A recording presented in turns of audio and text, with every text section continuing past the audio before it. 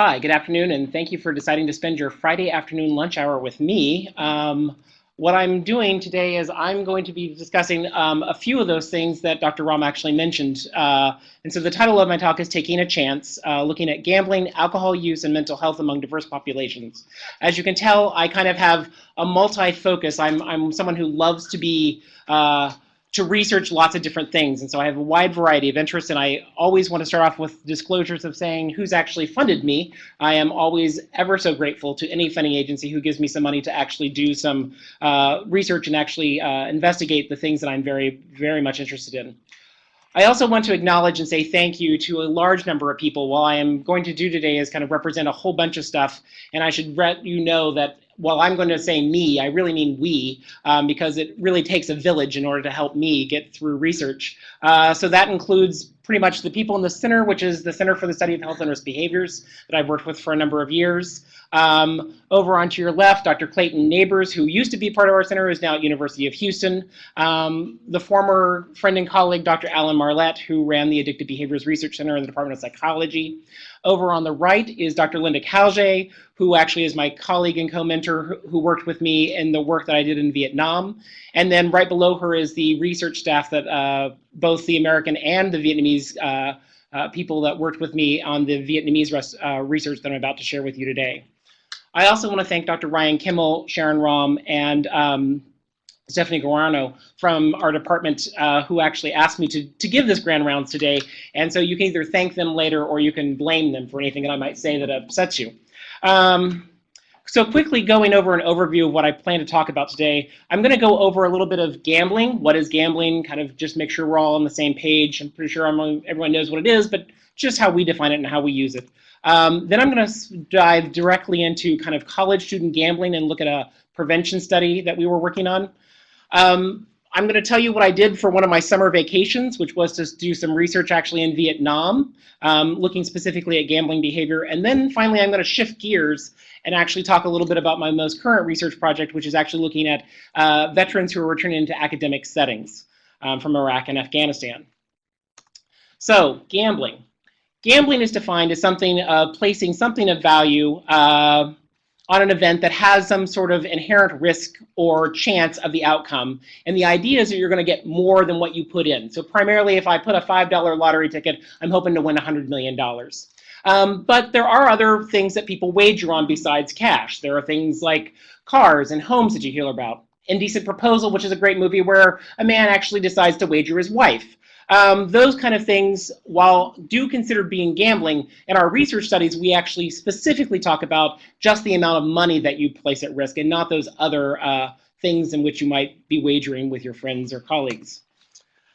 The other interesting thing about gambling is it actually is a varied phenomenon in that there are multiple ways in which to gamble. Human beings, since prehistoric times, have been gambling, it looks like. They have found dice in prehistoric eras. And what we find is that we, in this modern time, have found multitudes of ways in which to gamble. So it can involve casino games, scratch tickets, lottery tickets. It can involve going to March Madness and running your brackets, bingo, all of these things, poker tournaments. And the fact that gambling is now so pervasive that it can now occur on little things like iPhones, iPads, or other devices that you're able to use. And so it's a very pervasive behavior. It doesn't just occur in the US. This is actually a map of the most current forms of legalized gambling in any country. So all the countries in green represent countries in which there is some form of legalized gambling. And in the minority are countries in the red, which actually demonstrate the availability of, or that do not have any legalized forms of gambling. It doesn't mean that individuals in those countries don't gamble. It just means that the government isn't taking a little bit of the money for themselves for tax revenues. We're going to be talking a little bit about two different places. One would be actually here in the US. I'm going to look at college student gambling, and then we're going to look at young adults who are gambling in Vietnam. This is the interactive portion of my slides, in which basically in this entire state, or in this entire country, there are only 2 states that do not have some form of legalized gambling. Can anyone name those 2 states? Utah and Hawaii, very good. Those are the 2 states where there are not any legal forms of gambling. There are, again, as I've said in caveat, that there might be people gambling in those states, but again, the state is not involved or regulating those particular behaviors. taking a moment, we're going to transition to why a lot of us are here, which is clinical focus, and look at the DSM-5 categories of gambling disorders. The DSM-5, of course, is fairly new, and there have been changes from DSM-4 to DSM-5 that are somewhat significant that we should be knowing about. First of all, the title. So from DSM-4, we referred to it as pathological gambling, and in DSM-5, the new term is gambling disorder. I will struggle with that because I'm still working on trying to change my vocabulary, so I will move back and forth between problem, pathological, and disordered gambling, so bear with me. The other significant change was that it moved categories. Originally it was listed as an impulse control disorder, along with the lines of like pyromania and trichotillomania. Now it has been moved into what I would view as a more appropriate category, which is a behavioral addiction. And it is the first behavioral addiction in which that means you do not consume a substance, but rather a behavior is enough to actually be addicted to. And this was actually quite controversial, but based on both the neurobiological data as well as the way in which we treat this disorder, it actually fits better in this particular category. The other significant change was we went from 10 criteria down to 9. The drop was the idea or the criterion that was illegal behaviors. There was a lot of body of research that suggested that dropping the illegal behaviors requirement or criterion was not going to significantly change or impact the diagnosis of someone who has a disordered gambling. And then finally, by reducing one criterion, we actually also moved the criterion cutoff from 5 to 4. The other kind of significant change that was not true of DSM-4 for this particular disorder is that the use of specifiers are now available. So the use of episodic versus persistence behavior, whether you would like to clarify that a person who might be in remission is in early remission or has sustained remission, and this idea of a scale or dimensionality of this disorder going from mild to moderate to severe. When I tell people that I do gambling research, immediately people assume that I am, of course, a clinical psychologist studying pathological gambling or disordered gambling, and they get very, very nervous. And what I always remind people is that the majority of people who engage in behavior of gambling do not have any problems or serious problems. What we know is that for the majority of adults, by the time that they're aged 18 to 25, 80% of people will have gambled at least once in their lifetime. And that any given year that people in the past year that only 20 and 30% may have not gambled, and the rest are gambling mostly in a recreational way.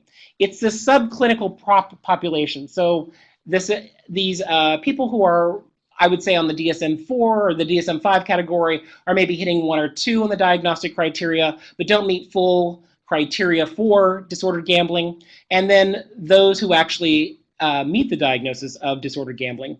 And within the United States, what we find is there's a varied segments of population that actually are experiencing these problems. And they range from about 12% in adolescents to the peak about 16% in college students and around 6% of the adults. The other thing that we should notice is actually the gambling-related consequences that go on. So of course, we're dealing with gambling and money. So one of the biggest consequences that people talk about are financial consequences, having a loss of money and maybe even chasing their losses, and which is why they might be in more debt and having those problems.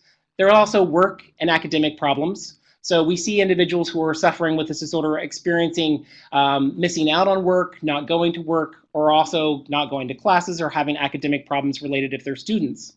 We know that there's a relationship between disordered gambling and relationship issues, primarily domestic violence issues. We also know that there are, of course, legal issues. Even though that particular criterion was dropped, that there are still a segment of the population which are affected by either embezzling money to continue to gamble, as well as individuals who might be stealing other things in order to sell money in order to continue gambling. And then this particular behavior is highly comorbid with substance use and mental health problems. Oh, I should go back for just 1 second. So the actual poster that's sitting on there was college student poker tournaments that you could win your tuition. This is an actual ad that was appearing on campus in which they were actually advertising for people to be a part of this poker tournament and win your tuition. What I thought was very odd is their choice of using an individual who was asleep in class as for somehow, still can't figure out how the marketing people let that slide, but nonetheless, sleeping in class while you win your poker tuition. As I was saying, there is, of course, this high comorbidity in which typically what the research literature has found is those who are suffering with disordered gambling also meet a number of other criteria or other diagnoses that they are also dealing with. So normally what a pathological or disordered gambler comes into treatment, they're not just dealing with gambling. There's normally a host of other myriad of problems they are facing, and things ranging from affect disorder, those who experience trauma. There's a high comorbidity between substance use and gambling, as well as personality disorders, attention deficit disorder, and anxiety disorders. And so most of the research literature has looked at the individuals who are coming into treatment for disordered gambling and work outward and find that they have other disorders.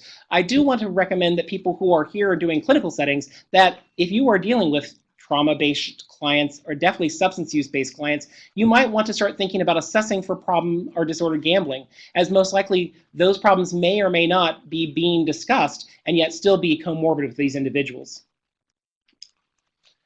Drilling down a little bit, what I'm going to discuss now is the fact that I'm going to look at some studies that we've been doing primarily with college students and problems among college student gamblers. While college students tend to be what is referred to in the research literature as a convenient sample, I actually want to make the argument that college students are not just a convenient sample for problem gambling, that actually they represent about 21 million people in the US, and that they're actually a fairly large number of people who experience some problems related to their gambling during their college years. And as the epidemiological research has suggested, these individuals might be the very targeted group that we should be going after as far as prevention. There are, of course, a number of contributing factors that deal with the developmental, almost like college could be the perfect storm in which we can see disordered gambling. I mean, you have things like going on like newly acquired independence.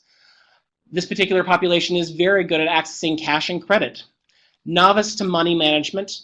Gambling in their lifetime is completely socially acceptable. The people who are in college now have never had a time in which gambling was illegal in this country in some form.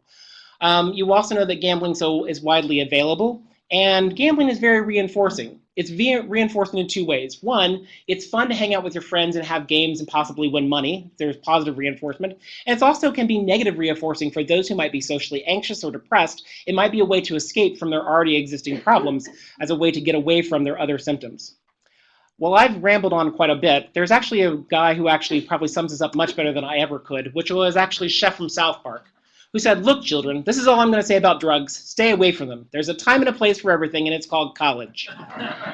I'm pretty sure Chef would also agree with me that gambling is also something that young children should stay away from, and clearly we think college is a time and period where people might be experiencing these problems.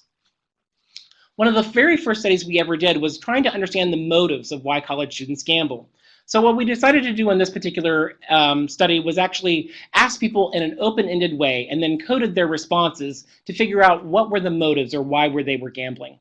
They're not a surprise. I mean, the top 5 reasons on here are money, enjoyment and fun, social reasons, excitement, being bored or dealing with a way of dealing with your boredom. There are another host of other myriad of motives and why an individual might gamble. The ones in red, the escape, coping, and chasing, we actually marked because those two were actually predictive. So if you actually said that you gamble for escape or coping reasons, or that you're chasing your losses, that was actually predictive based on another screening measure that they were actually meeting diagnosis for problem or pathological gambling.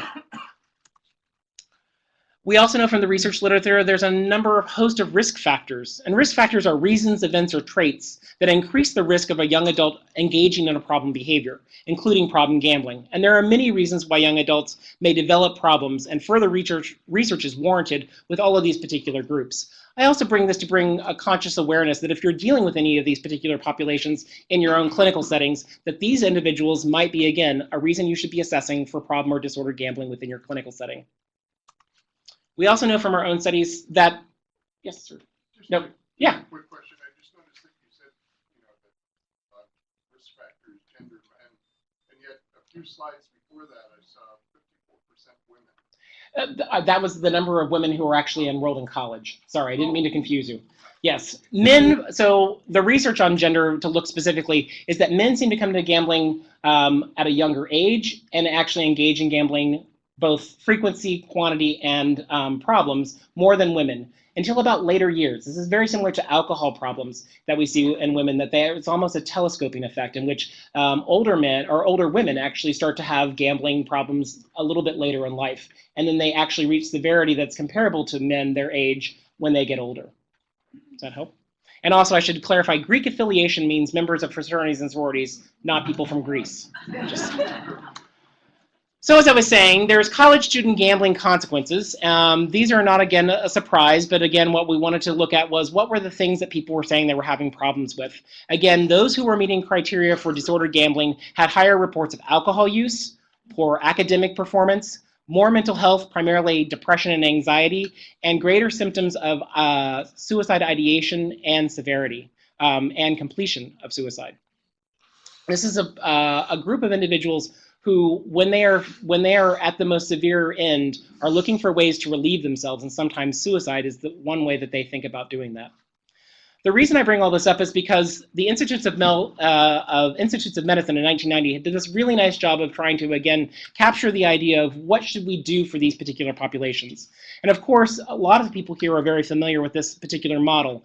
Primarily what it's suggesting is over here that during the time that most people are not having problems is where we do our primary prevention. It's where we do our awareness, making people aware of signs and symptoms, that there is treatment available for people, and so that there is definitely a primary prevention piece that everyone should be playing.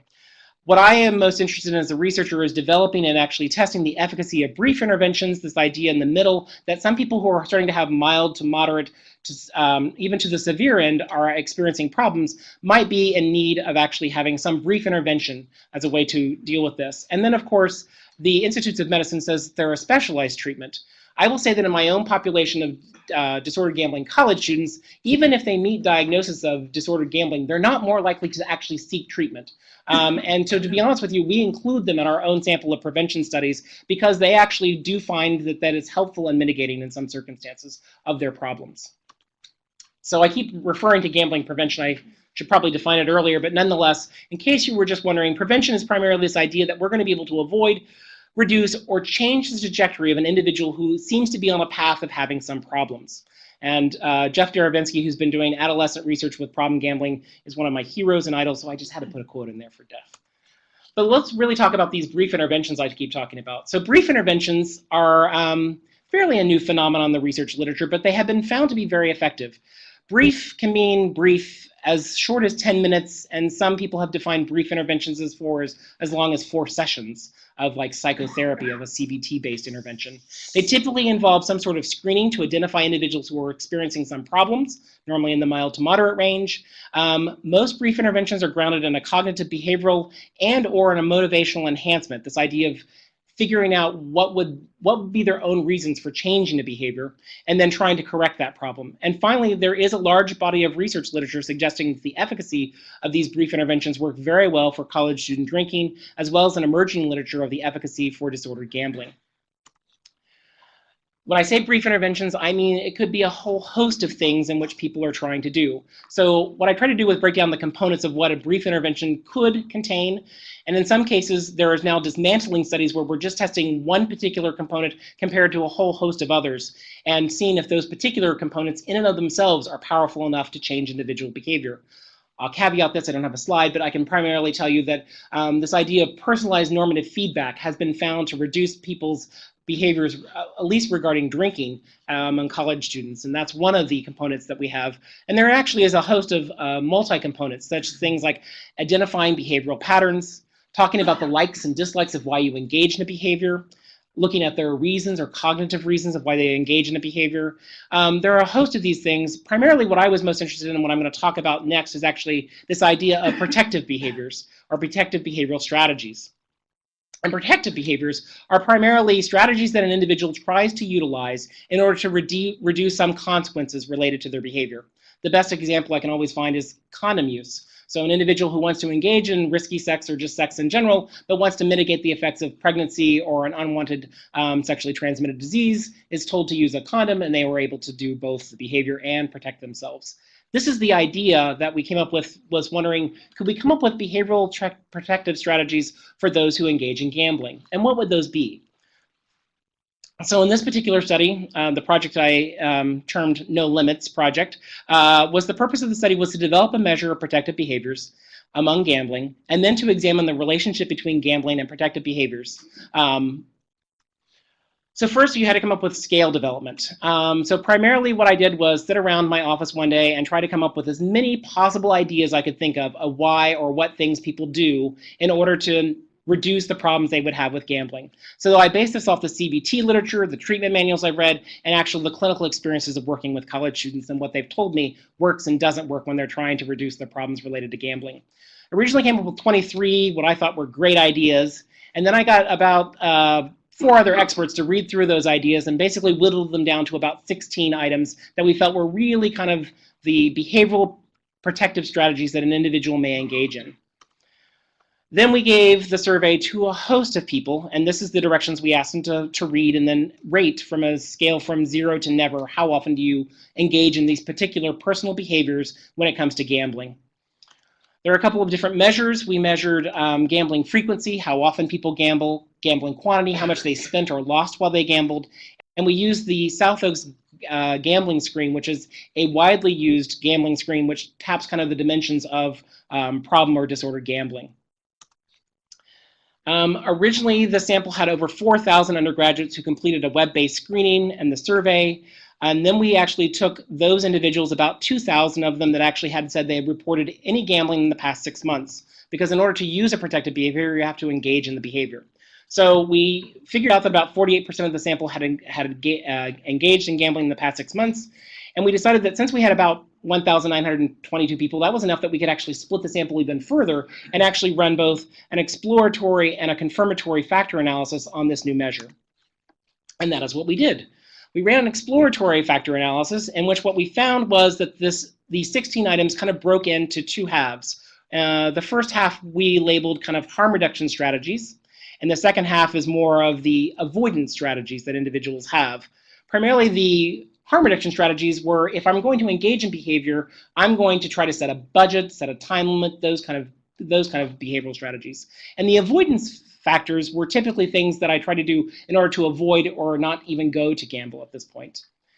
We then, of course, ran this through a confirmatory factor analysis, held our breath, and found that the factors actually seemed to load, and the best model fit was actually this 2-factor model. So we seem to be onto something that there seems to be 2 different types of strategies, ones that tend to help us avoid gambling and ones that tend to help us, if we choose to gamble, try to gamble in a more moderational style. We also did a number, because it's a research project, we did a number of analyses. I'm going to just show you the correlations because it's easier than the, but we did actually run a hierarchical linear regression that found basically the same relationships that are best simplified by this particular example. What we found is that protected behavioral strategies are able to predict lower gambling outcomes on all 3 measures. So gambling frequency, quantity, and problem severity. But they work slightly differently and uniquely. So, and this I didn't hypothesize because I didn't think about it at the beginning, but it made perfect sense when I actually saw the data. Basically, those who are using harm reduction strategies actually have a reduced risk of gambling quantity and severity. And those who avoid gambling or using avoidance strategies actually reduce gambling frequency. So it kind of makes intuitive sense when you actually think through the ways in which different strategies result in different kinds of behavioral outcomes. So to kind of summarize, we found a 2-factor solution of these 2 subscales of this new measure, that each subscale seems to be in relationship to different outcomes. And then the next phase, this is what I'm currently analyzing, is I was able to use this as a brief intervention in which we provided people brief advice or brief tips to see whether or not we can influence people's use of these protected behaviors. So the condition in which people get the intervention, they get a tip or feedback sheet. And primarily it says things like, gambling's fun, we know you like to gamble. Again, framed in this motivational way of, we're not waving our fingers and saying you're bad. We realize that you're engaged in this behavior. It can be fun. But there are ways in which you can reduce the harms related to this behavior if you want to. And the things like setting a budget, setting a time limit, not to drink and gamble at the same time, because the research literature suggests that drinking and gambling actually leads to worse outcomes for both of those behaviors. And really making sure that while you're engaging in the behavior, you're having fun. You're not doing it to avoid depression or anxiety symptoms. And so kind of, again, a way to check your mood. So that contributes to that particular portion of the study. Now I'm going to completely change gears on you in some ways and talk about gambling in Vietnam. So I've been very fortunate enough to work with Linda Calge and others working in doing HIV prevention work and alcohol use among Vietnamese in Vietnam. And Linda knew I was interested in gambling and allowed me to tack on some measures of gambling onto our existing HIV study. And so this is kind of the sub-study that we came out of with. And since I'm assuming that a lot of you have never been to Vietnam or know a lot about it, I'm going to give you a quick overview of what is legal and what's not legal in Vietnam. And Vietnam is a country with a huge amount of young adults. And there are two forms of legalized gambling, primarily state lotteries, which is what this gentleman is selling you on the street as a lottery ticket. Or there's animal racing in only two large cities, Hanoi, which is up north, and Saigon or Ho Chi Minh City down south. Those are the only forms of legalized gambling. That doesn't mean that's the only thing going on there. As someone who travels to Vietnam quite often, I can tell you there is a huge amount of sports betting that goes on, primarily or predominantly among international soccer. There are actually lots of games of skills that are being wagered on in the streets, in people's homes. And then there are actually casinos in Vietnam, but at this point, locals are not allowed to enter them. Basically, only foreigners are allowed to go into casinos in Vietnam that are there. They're primarily for tourists. And so at this point, there is not legalized casino gambling in Vietnam. I will caveat that by saying, as of last night, I just got an email from the government of Vietnam saying they're interested in possibly moving forward and allowing their citizens to legalize gambling, and they wanted to know if I would be willing to help on that. So I will return that email later today. So this brings me to what we actually studied. So what we were looking at was whether or not we could actually translate these measures that have been adapted in the US and other westernized countries into measures that would be useful in Vietnam, and then to evaluate a stress and coping model of this particular intervention. So we kind of hypothesized that problem gamblers or disordered gamblers are going to report higher levels of stress and avoidant coping. It's kind of where the literature kind of suggests to you. And they're going to do that, they're going to have more of those problems than, say, non-problem gamblers. The other thing is that avoidant coping and stress will moderate this relationship, so that if I'm feeling more stressed out and I'm also kind of an avoidant coper, I'm not really dealing with my problems, you're going to see more problems related to problem gambling. Yes?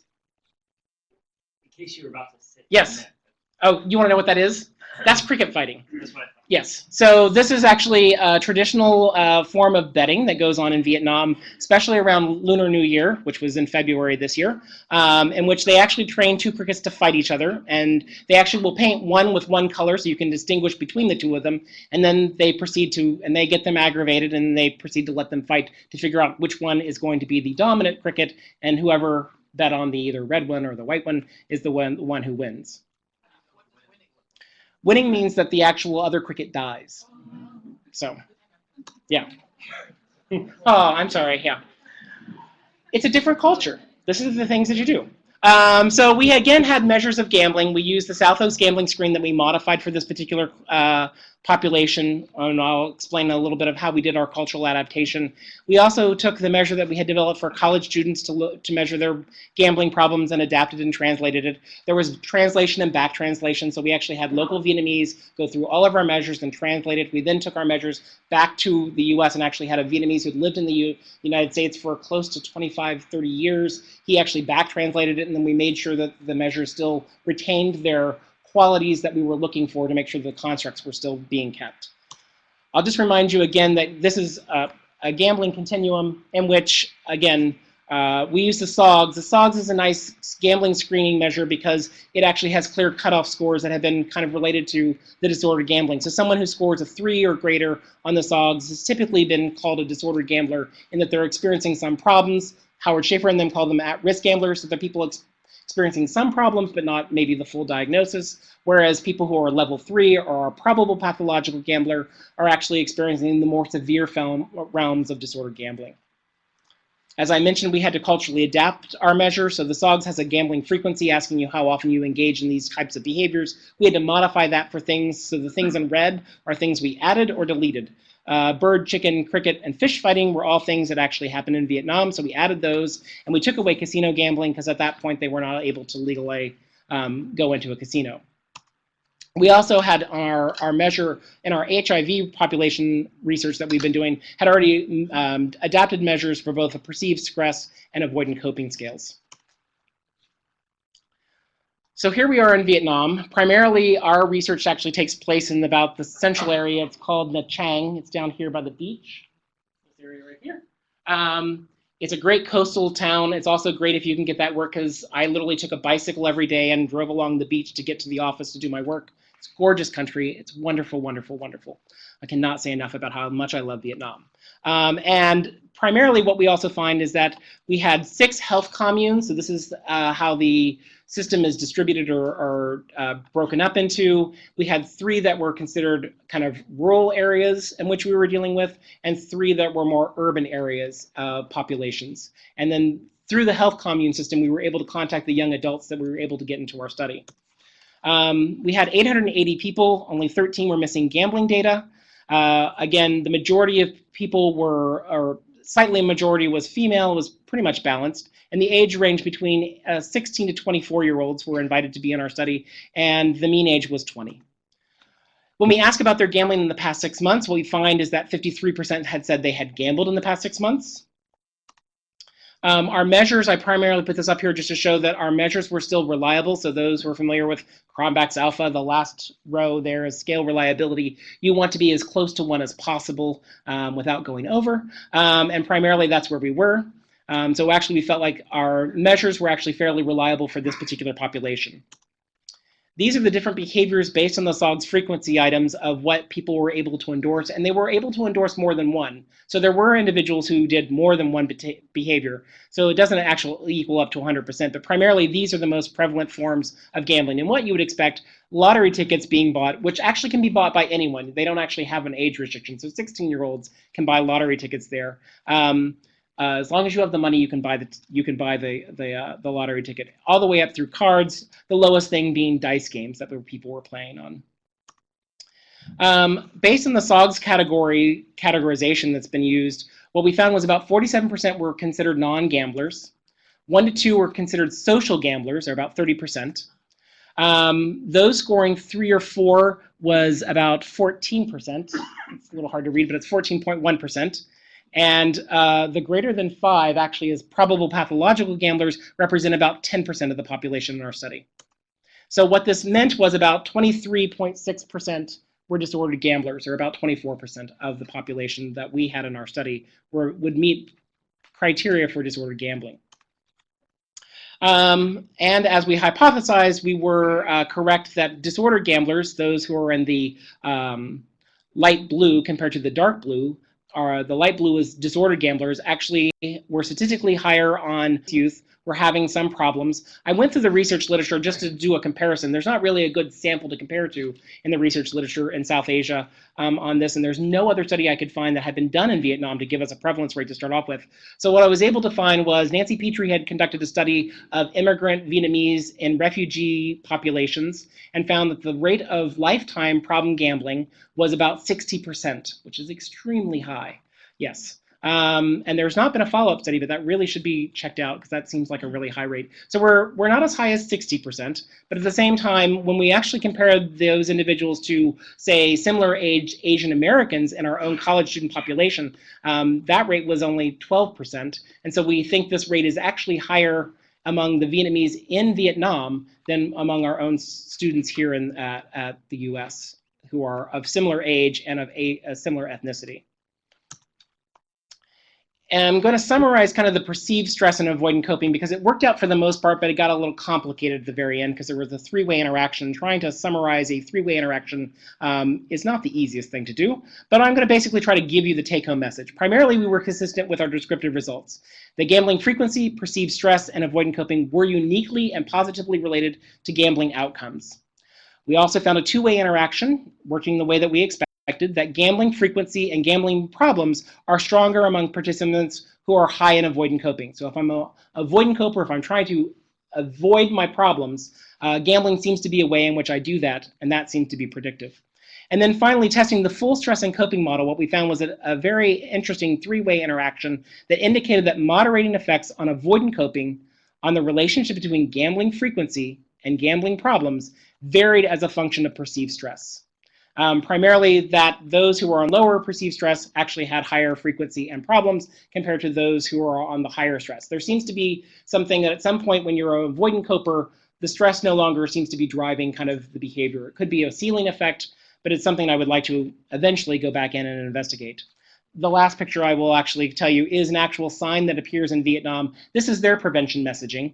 Primarily what it relates to and says is sex, drugs, and doing sex, drugs, and prostitution and gambling all lead to death. That was basically the take-home message. Don't do that. Similar to what our own messages have been sometimes back in the past. So now to completely switch gears on you, the last thing I'm also very interested in right now is the transition of military personnel. I had the pleasure of doing my actual psychology internship while I run this one. I actually took my internship at the Seattle VA, in which I worked with military populations. They are near and dear to my heart. And so this came out of a project or an idea after working at the VA here at the Seattle VA. What we're looking at is from the transition of military into college student life. What does that look like? I want to start by saying that primarily college student life, or anyone who completes college degree, which probably is almost everyone in this room, typically is predictive that you will have greater financial security, a better lifestyle and health choices, and you will have greater satisfaction. So I'm hoping you're all feeling good about that. The fact that you did a lot of work in school.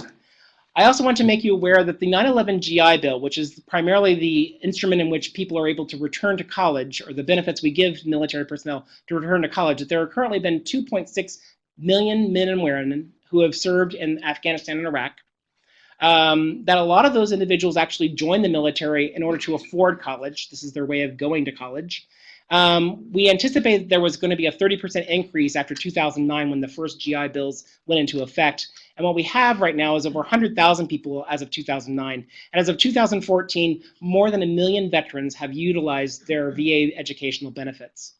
And that this, in the most recent study, what we found is the US government has already invested over $30 billion, and in the next 10 years expects that to actually double to triple in the amount of money that we're actually spending on educational benefits to benefit men and women who've come back from war. That being said, I want to make sure that the people who do come back into college are actually doing okay. And that's the process we've not really looked at or explored yet. So one of the things I wanted to do was look at this idea of identity and how identity as a college student actually, and in this case, military identity, affects your actual college student behaviors. We know that the military is very good at instilling people with a military or veteran identity. They get special uniforms, there are special bases, and they go through a basic training that they call HEL. That primarily gets them ready and motivated to what we consider to be a soldier of one of the best world armies in the world, or excuse me, militaries in the world. We also know there's a similar process that goes on with college students. We have a thing in which we get people to do kind of college student sporting events where people choose their identity and market well. You definitely see that campuses exist just like military bases, and that we also have an orientation with college students. So there are similar processes that go on between these two processes of figuring out your identity when you're entering either college or the military. And the idea was to look at whether or not this transition from military to college, we already know from the research literature that veterans typically are older, they have more family obligations, so there's possibly some reasons to think there's going to be some adjustment or transitional issues. We also know that similarly, the rates of alcohol use are very similar among both military culture and college students. Both drink a lot, is basically the take-home message there. And we know that psychiatric disorders among those are around 30% are higher among military veterans, typically PTSD and depression. So with that in mind, I had a couple of hypotheses of what was going on. One, I expected based on the research literature that college student veterans are going to have higher rates of alcohol use and alcohol severity compared to non-veterans. Because even when you look at the research literature, the veteran population seems to be drinking a little bit more than college students. College student veterans will have higher scores on measures of psychiatric symptoms, PTSD and depression in particular, and we're going to see an increased identity as college students will be associated with reducing problems. So the more I feel like a college student, the less I'm probably going to have problems, is kind of the idea. What I've been recently able to finish was actually the recruitment phase of this study, in which we originally were able to find 808 808 students total in the sample. 404 were veterans, college students, and then we actually tried to stratify match the non-college students so that we could control for age, ethnicity, year in school. And then we follow them over time. So the data I'm about to present is only about their fall quarter behaviors. But primarily what we were able to find was we had measures of veteran college student identity, which I'm going to show you in a minute how we assess that. We had measures of alcohol use and measures of mental health, primarily, again, PTSD and depression. Overall, the sample is fairly equal. There were a couple of changes, or there was a couple of things, no matter how well we tried to stratified match, we've stratified match based on the number of people we were inviting to the study.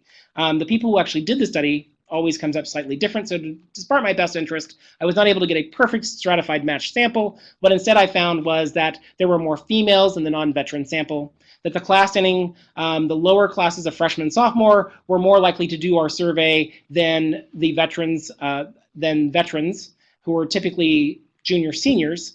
And then as far as age, we were still slightly off in that the veterans tend to be around, again, still older, around 28 years of age, and the people who completed the survey were around 23.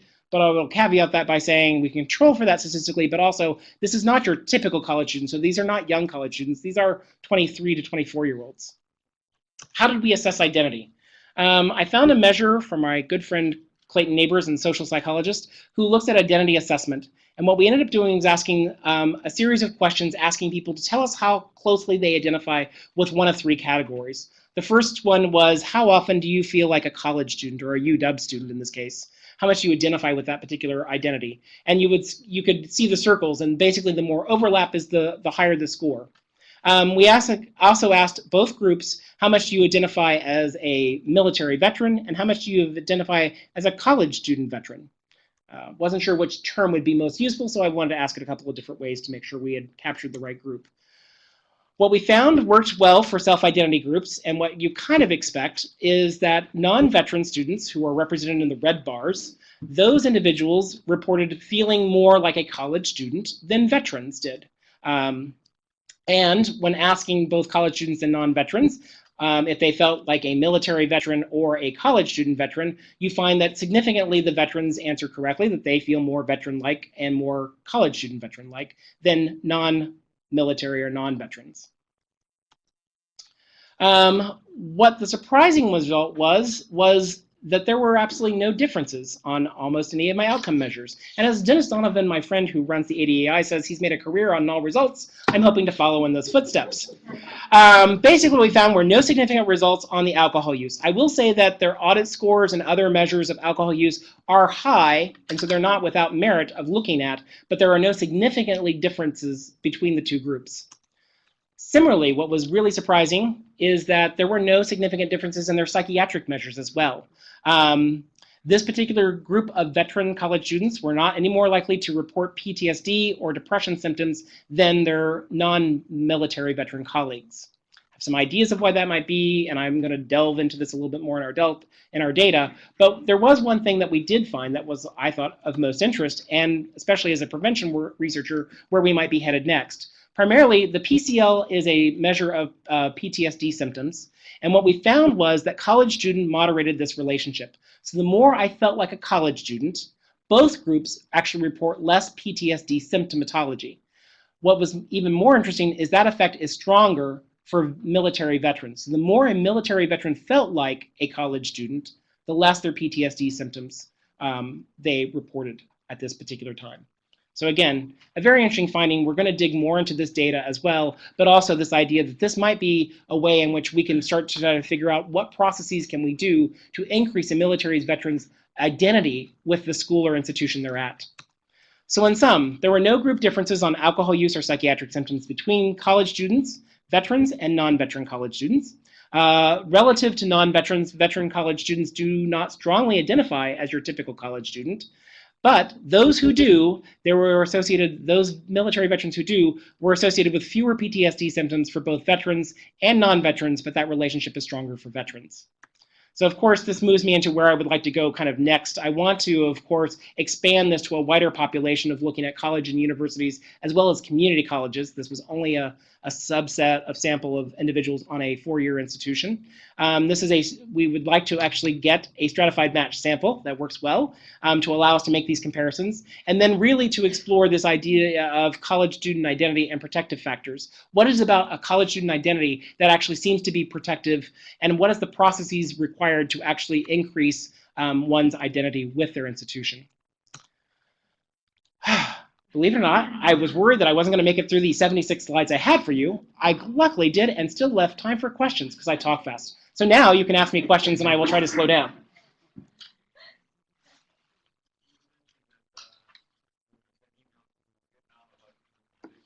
Yes.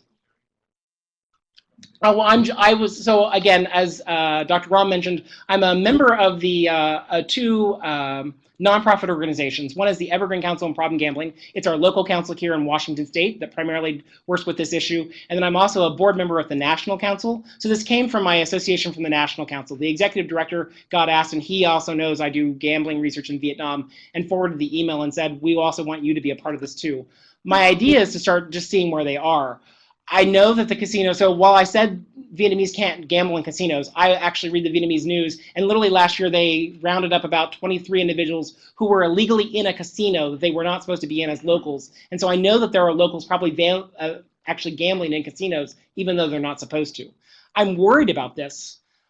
That being said, I take kind of a neutral stance on gambling behavior in the sense that I think the genie's already out of the bottle. We're already having gambling behavior, and I know it exists. So I would rather us figure out ways in which we can figure out prevention techniques and treatment so those who are suffering with problems actually get treated. So I think they're going to move forward on gambling within Vietnam and more prolifically. I know that they're also looking at trying to figure out ways in which to capture sports betting in particular, because that is a huge amount of money that is exchanging hands during tournaments in Vietnam. And I know that the government would like to have a part of that tax revenue.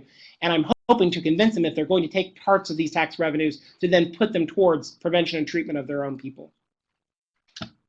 That's what I'm excited about. But yeah.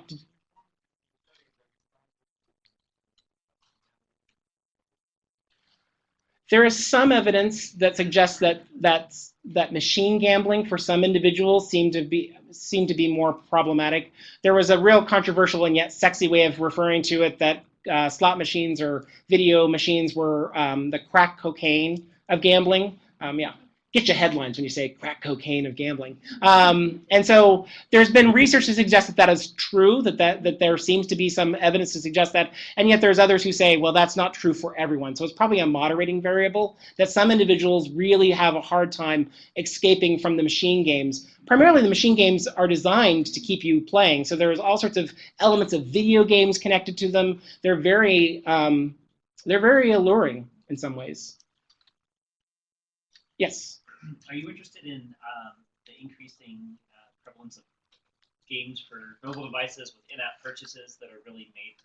Yes, I mean that's the other thing that we're really kind of trying to struggle with and trying to understand, because there really is this sense that that's where the industry is headed.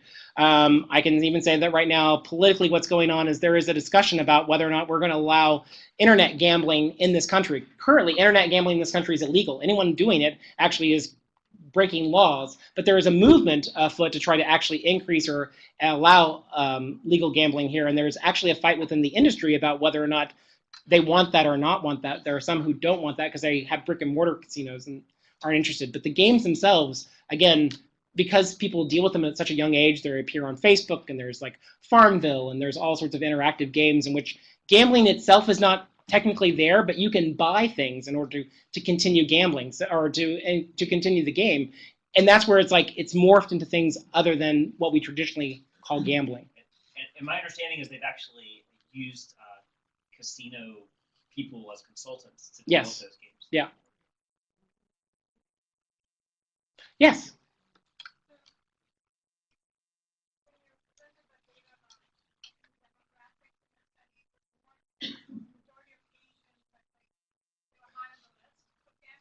Yes.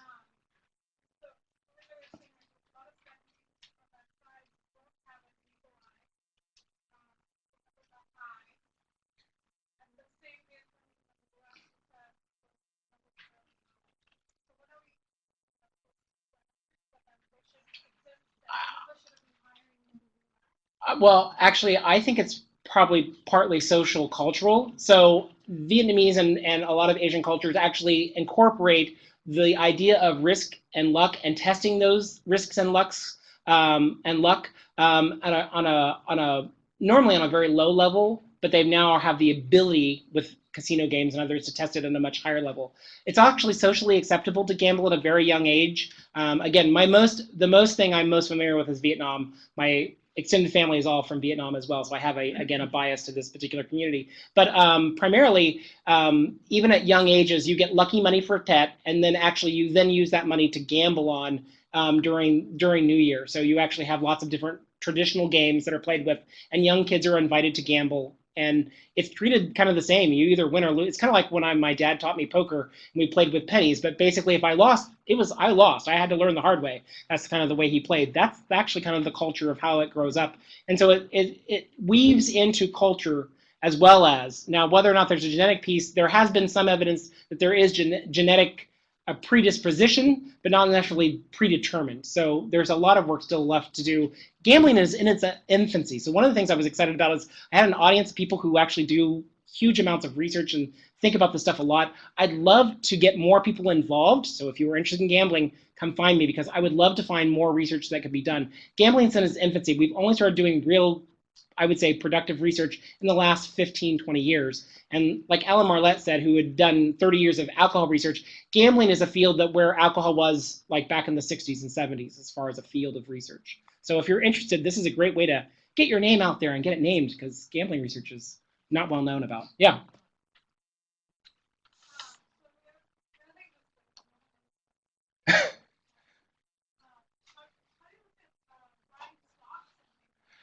I'm going to say actually there is actually a small component, and actually the SOGS has that on there. There are people in which high commodity trading or day trading has been seen as a comparable analog to gambling.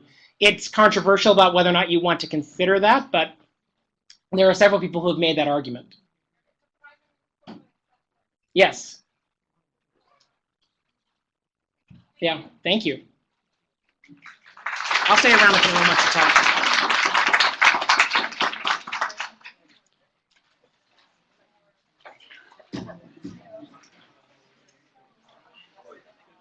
Hi, how are you?